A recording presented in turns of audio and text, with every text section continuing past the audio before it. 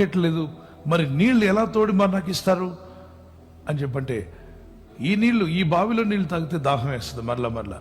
కానీ నేను ఇచ్చే నీళ్లు ఉన్నాయి, అవి తాగితే ఎన్నటికీ దప్పికొనరు అన్నప్పుడు ఆమె అడిగింది, అదేమి నీళ్లు, నేను ఎప్పుడు వెళ్ళలేదే, అయితే నాకు ఆ నీళ్ళు ఇవ్వండి. నేను మాటికి బావి దగ్గరకు వచ్చి తోడుకోకుండా నేను చక్కగా ఇక మరొకసారి ఈ బావి దగ్గర రాకుండా నాకు ఆ నీళ్ళు ఇవ్వండి అంటే, ప్రభు అన్నాడు, ఇస్తాను, ఆ నీళ్ళు ఇస్తాను, తప్పనిసరిగా ఇస్తాను, కానీ నీ భర్త గారిని తీసుకురాపో అన్నాడు. అప్పుడు అని చెప్పి, నాకు వివాహమే కాలేదే, భర్తను తీసుకురామంటున్నారు ఏంటి అని. ఫస్ట్ టైం ప్రభు ఆమెను చూడడం, ఆమె ప్రభుని చూడడం.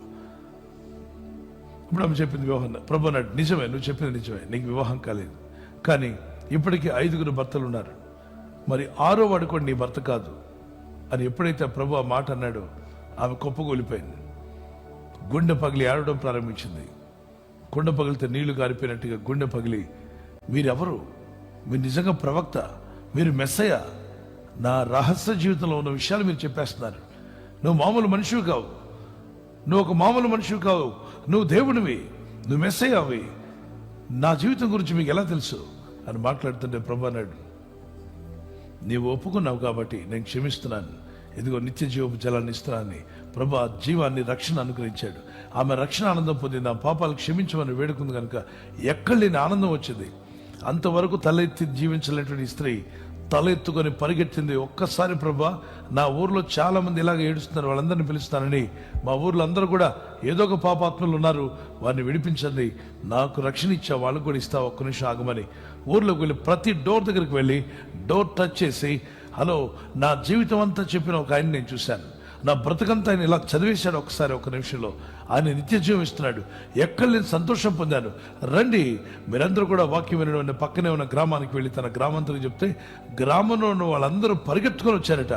ఏమిటి, నీ గురించి అన్నీ చెప్పేశాడా, మెస్సయ్య వచ్చాడా, ప్రవక్త వచ్చాడా, ఆయన మేము కూడా చూడాలని వచ్చారు. వచ్చిన తర్వాత వాళ్ళంతా విని అంటారు, అమ్మా ఇందాక నువ్వు చెప్పబట్టి వచ్చాం, కానీ ఇప్పుడు మేము స్వయంగా విన్నాం, ఆయన ఎవరో మాకు అర్థమైపోయింది, ఆయన సజీవుడు, రక్షకుడు, మెస్సయ్య మాకు కావాలి అని చెప్పి ఒక్క స్త్రీ రక్షింపబడి ఊరందరినీ ప్రభుత్వం తీసుకొచ్చింది.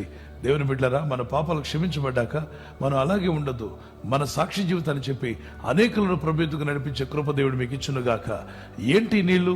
పరిశుద్ధాత్మ దేవుని సన్నిధిలో ప్రభు అనుగ్రహిస్తాడు. ఎక్కువగా నీళ్లు పరిశుద్ధాత్మ సదృశంగా వాడబడ్డాయి. మొదటిగా దేవుని కొరకు దాహం కలిగి ఉండాలి. మీ దాహం దేని కొరకు? ధనాశ కొరకు కొందరు దాహంతో ఉన్నారు, కొందరు నేత్రాశ, కొందరు జీవపడంబం, కొందరు శరీర కొరకులు తీసుకునే దాహం. రకరకాల దాహాలు మనుషులను గలిబిలి చేస్తున్నాయి. కానీ మన దాహం, నీతి కొరకు ఆకలి దప్పులు గలవారు ధన్యులు, వారు తృప్తిపరచబడ్డారు. తృప్తిగా బతకాలంటే ఈ దాహం ఉండాలి. ఆత్మరక్షణ, నిత్య జీవం పొందాలి, పరిశుద్ధాత్మతో నడవాలి, దేవుని నాకు కావాలి అనే దాహం ఎప్పుడు కూడా తృప్తినిస్తుంది. ఇక లోక దాహాల, సిగరెట్లు ఎన్ని తాగినా వారికి తృప్తి ఉండదు, మందు ఎంత తాగినా వారికి తృప్తి ఉండదు, ఎన్నిసార్లు క్లబ్కు పోయి తిరిగినా వారికి తృప్తి ఉండదు. తృప్తి లేని జీవితాలు సాతానుడు ఇస్తాడు. అట్టి బ్రతుకులు వద్దు, తృప్తి కలిగిన వారు. అందుకే యేసు నమ్మిన వారు చాలా మంది అంటారు, మీరు యేసు ప్రభుని నమ్మారు కదా, మీరు అన్ని అలవాట్లు ఎలా మానేశారు, ఎలా మానగలిగారు, ఈ తాగుడు, ఈ తిరుగుడు, ఇవన్నీ ఎట్లా మానగలిగారు, మీరు చైన్ స్మోకర్ ఎలా మానగలిగారు, మీరు ఎప్పుడు తాగుతుండేవారు ఎలా మానారు అంటే, నాకు తృప్తి కలిగింది. తృప్తి ఉన్నవాడు మళ్ళీ తాగడుగా. ఏంటా తృప్తి? ఎవరిచ్చారు? యేసుక్రీస్తు ప్రభువు తృప్తినిచ్చే దేవుడు. గట్టిగా దేవునికి స్తోత్రం చెల్లిద్దాం. Praise the Lord. ఆ తృప్తి కలిగినప్పుడు సమాధానం కలిగి ఉంటాం. విసుగక ప్రార్థన చేద్దాం. ప్రార్థన చేయాలని దాహం, నేను లేవాలని దాహం. అందుకే కదా మీరు ఉదయం లేవగలిగారు, పరిగెత్తుకుంటూ ప్రార్థనకు వచ్చారు. 10 నిమిషాలు లేట్ అయితే, అయ్యో ప్రభా లేట్ అయిపోయిందని మీరు కంగారు పడ్డారు. అంటే ఆకలికి ప్రజలు కంగారు పడినట్టుగా మీరు ప్రార్థన కొరకు ఆశతో పరిగెత్తారు. సంతోషం. మూడవదిగా దేవుడు అనుగ్రహం ఇస్తారని విశ్వాసం కలిగి ఉండాలి. దేవుడు నన్ను దీవిస్తాడు, ఆస్వాదిస్తాడని. ఇవి ఎలా పొందగలిగింది ఆ స్త్రీ అంటే, పాపాలు ఒప్పుకొనటం బట్టి. కీర్తన 63, 1-11, మత్తయి 5:6, లూకాసు 18:1 నుండి మరి 9 వరకు, మార్క్స్ 11:24 దేవుని బిడ్డలను గమనించండి. మరి ఆమె ఎలా పొంది? ప్రభు ఇవ్వచ్చుగా, నేరుగా ఇవ్వకుండా భర్తను తీసుకురా అని ఎందుకు అడగాలి అంటే, ఆమె జీవితంలో ఉన్న దోషాలు ఒప్పుకున్నాక ఇచ్చాడు. గుర్తుంచుకోండి, అందరికీ పాలు పోస్తున్నాడు ఒక ఆయన. ఒక మురికి పాత్ర తీసుకొచ్చాడు, బాబు పోయమంటే నేను పోయినన్నాడు. సార్ అందరికీ పోసారు, నాకు ఎందుకు పోయినండి అంటే, కడుక్కొనిరా, మురికే ఉంది పాత్ర అని. పర్వాలేదు సార్ పోసేయండి అంటే, నేను పోసేది పాలు, నీ పాత్ర మురిగ్గా ఉంది, కడుక్కొని వస్తేనే పోస్తాను. పర్వాలేదండి, అవసరం లేదు పోయండి అన్న. నేను పోయలేను నాయన, పాలు పోయడానికి వెనక ముందు ఆలోచించాం, పాత్ర మురిగ్గా ఉందని. కడుక్కొని రమ్మంటే అతను పైన గడిగాడు, లోపల గడకుండా. పైన తలతల్లో మెరిసిపోతుంది. ఇప్పుడు పోయింది సార్ అన్నాడు. ఏంటి పైన కడుక్కొచ్చావు, లోపల కడగాలి కదా. పర్వాలేదు సార్, పైన కడిగాను కదా, లోపల ఎలాగున్నా పర్లేదు, ఎవరు చూశారండి అని. ఎవరు చూశారని కాదయ్యా, లోపల పోసేది పాలు కాబట్టి పాలు పాడవకుండా దాన్ని కడుక్కొని వచ్చాకే పోసాడు. దేవుని బిడ్డరా, పాలు మనకి పోసేటప్పుడే కడిగిన పాత్రలో పోస్తాం. మరి ప్రభు ఇచ్చేది రక్షణ ఆనందము. అది కడగబడని మురికి పాత్రలు ఎలా పోస్తాడు చెప్పండి. అందుకే పాపాలు ఒప్పుకోమంటాడు. మన జీవితాల్లో మారు మనసు పొంది మన పాపాలు ఒప్పుకున్న తర్వాత ఆ రక్షణ ఆనందాన్ని ఉచితంగా ఇస్తాడు, పరిశుద్ధాత్మతో నింపుతాడు. ఒకసారి ఒప్పుకొని విడిచిపెట్టిన పాపాలు మళ్ళా ఒప్పుకోనక్కర్లా. కొందరు అప్పుడెప్పుడు 5 సంవత్సరాలు 10 సంవత్సరాలు ప్రభు నమ్మకం ముందు చేసిన పాపాలని ఈ రోజు కూడా ఒప్పుకుంటూ ఉంటారు, లిస్ట్ రాసుకొని. అక్కర్లా. ప్రభు కడిగిన తర్వాత ఒక్కసారి క్షమించాడంటే మళ్ళా జ్ఞాపకం చేసుకోడు యేసయ్య. ఆయన మీ పాపాలను జ్ఞాపకం చేసుకోను అన్నాడు. మరి మీరెందుకు జ్ఞాపకం చేసుకుంటారు? మీ గతం వదిలేశాడు ప్రభు, క్షమించాడు. ఒప్పుకోకపోతే ఒప్పుకోండి, ఒప్పుకున్నారా ఇక ప్రభు క్షమించాడు. వాటి గురించి మర్చిపోయి ప్రభులో ముందుకు సాగి వెళ్ళండి. ప్రభు మీకు కూడా జీవజల నదిని, పరిశుద్ధాత్మను మీలో ప్రవహింపచేయునుగాక. ప్రార్థన చేసుకుందాం. ఈ ఆత్మకృప నాకు దయచేయమని కళ్ళు మూసుకునండి. ప్రార్థన చేస్తుండగా ఏకీవిద్దాం. పరిశుద్ధుడా, నీ నామలో ప్రార్థిస్తుండగా నీ ప్రజలందరినీ తాకుమని ఆయన ఒప్పుకున్న వారికి నిత్య జీవాన్ని, అలాగే మీరిచ్చేటువంటి తృప్తిని, పరిశుద్ధాత్మ శక్తిని మీరు దయచేస్తున్నాను. అదేవిధంగా నీ ప్రజలందరినీ తాకమని వేడుకుంటున్నాను. దర్శించండి నా ప్రభు, కనికరించండి. ఈ ఉదయకాలం తృప్తి లేని జీవితాలు ఎవరికున్నా అవి తృప్తిగా మారిపోవును గాక. తృప్తి లేని తరం తీసివేయండి ప్రభా. మనసులో, హృదయంలో, ఆలోచనలో తృప్తి లేకుండా ఎన్ని ఉన్నా నెమ్మది లేని జీవితాలకు నెమ్మది దయచేయమని అడుగుతున్నాను. ఓ దేవుడు నాకు ఉన్నాడు అనే తృప్తి, ప్రభు నాకు ఏది కొదువు చేయడనే తృప్తి, నీతో నడవాలని ఆసక్తి కలుగు చేయండి.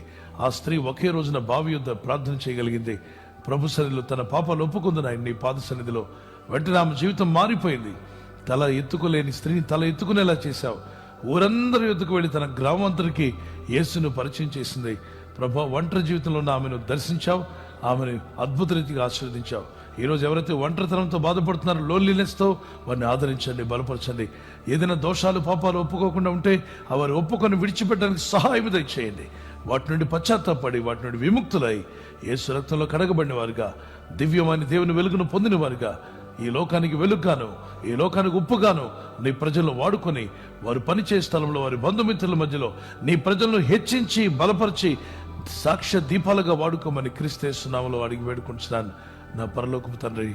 Amen, amen. God bless you. ఆశీర్వాదానికి ముందు ఒక మాట, షేక్ హ్యాండ్. పళ్ళన్నీ బయటకు చూపిస్తూ, పళ్ళు కనిపించేలాగా నవ్వుతూ గాడ్ బ్లెస్ యూ అని చెప్పండి. మీకు మేలు కలుగును గాక, మీరు వర్ధిల్లుదురు గాక. మీలో చాలా మంది పళ్ళని దాచుకుంటున్నారు. అసలు నవ్వుతేనే అసలు అందం. ముఖానికి ఎన్ని లవ్లీలు రాసిన అందం ఉండదు, నవ్వినప్పుడే నిజమైన అందం. దేవుడు అది పెట్టాడు, మానవులకి ఇచ్చిన గిఫ్ట్. God bless you. మీరు వర్ధిల్లుదురుగాక, మీ అక్కర్లన్నీ తీరిపోనుగాక, దీర్ఘాయుష్మంతులవుదురుగాక. దేవుని కృప, దేవుని సహాయము, దేవుని దూతల సహాయం మీకు దయచేయబడునుగాక. రాకపోకలలో కాపాడబడుదురుగాక, మీ ప్రయత్నాలు ఫలించునుగాక. ఆమె దీర్ఘాయుష్షు మీకు కలుగునుగాక. ఏ తెగులు మీ గుడారమున సమీపించదని చెప్పండి. ఏ తెగులు మీ గుడారమున యేసు నామములో సమీపించదు, రాదు అని చెప్పండి. ఏ అపాయం ఎద్దుకు యేసు అధికారం గల నామములో రాదు. ఈ విధంగా అందాం. మీ వెంటని నేను, మీరు మా వెంట అని చెప్పండి. కృపాక్షేమములు మీ వెంట వచ్చునుగాక, మీ వెంట వచ్చునుగాక. మీ బ్రతుకు కాలం అంతా కృపాక్షేమములు మీ వెంట వచ్చునుగాక. ఆమేన్. God bless you.